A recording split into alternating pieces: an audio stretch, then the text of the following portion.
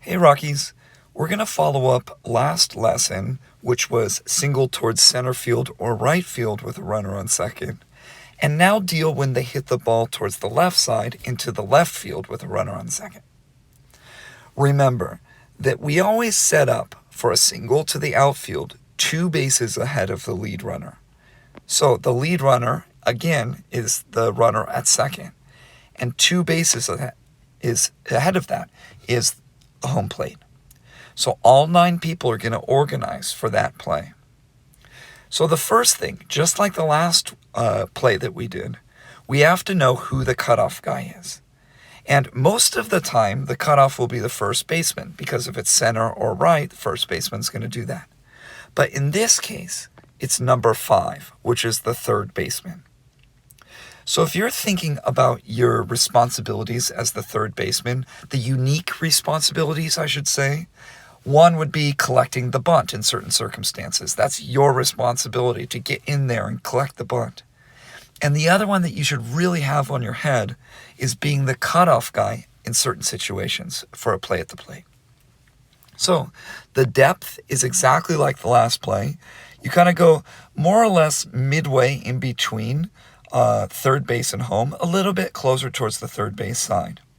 And you're going to raise your hands up and present a big target so that left fielder doesn't get confused as to where the play is and who the cutoff is.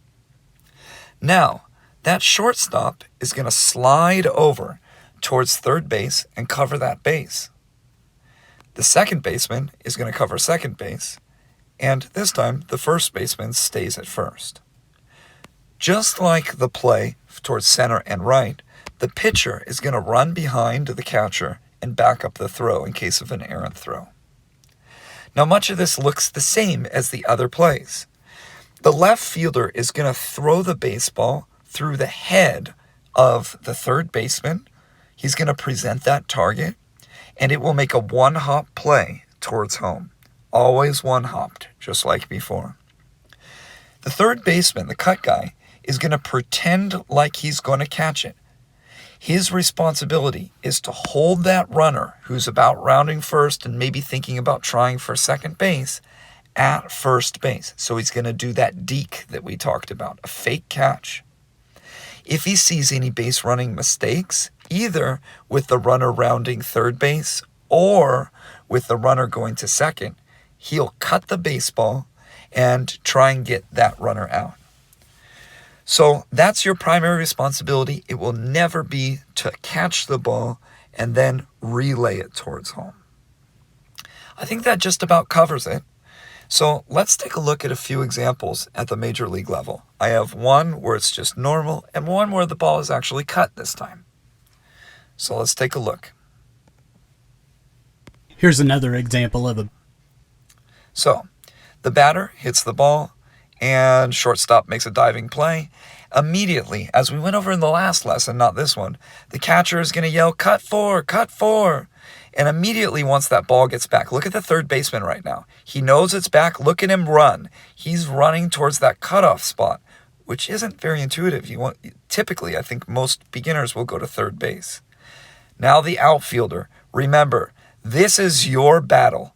This is why you're an outfielder. You're being challenged by that runner. He is testing your arm. Look at him. He is sprinting for everything that he has. And you unload on that throw. Something I like right here is that shortstop, who's still kind of getting up from the dive, he's not getting in the way. He's making sure he's out of the way, and then he can go and cover second if needed. Now, here is where the ball is thrown, towards the head of the third baseman. He pretends like he makes the catch and is looking over towards that runner who's rounding first. The ball one hops right there. It's caught, and then the catcher applies the tag. Just as a little individual skill, this is kind of nice to see. You always need to give the runner a path towards the plate, but once you catch the ball, you can get on the plate and make the tag. So that's a really great tag by the catcher. Here's another view of it. So ball gets by the infielder. He catches it, and he takes a crow's hop and unloads on the throw. Now look at that third baseman as the cut guy as he comes into view. he's going to fake like he's going to catch this ball. Look, his glove goes up right there. He pretends like he catches it. Can't even see where the ball is really. He looks towards that runner at first base. And then the ball continues on, one hops. And that way that runner needs to stay at first base. So you don't have to deal with that runner now in scoring position at second. Now this next example is where we have actually the cut man, the third baseman, cutting the baseball and taking advantage of a base running mistake. So let's take a look at this. This is really exciting because you can learn like why we're making the cut position the way it is. Fielders must understand that they are. So the batter is able to hit a single towards the left fielder. Left fielder fields the ball, throws, and the runner, he thought he was going, and he gets a whoa, whoa, whoa, hold up. It gets to the outfielder a little quickly, and he turns around.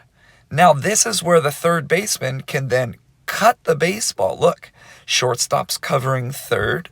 Third baseman is the cut, and then he can field. He does a flip towards that third baseman. They apply the tag and get the out. So that's pretty cool. You can see an example of that in the same type of concept applies for the last lesson where that first baseman was the cut for right field and for center field. So hope you like this and hope you learn from it.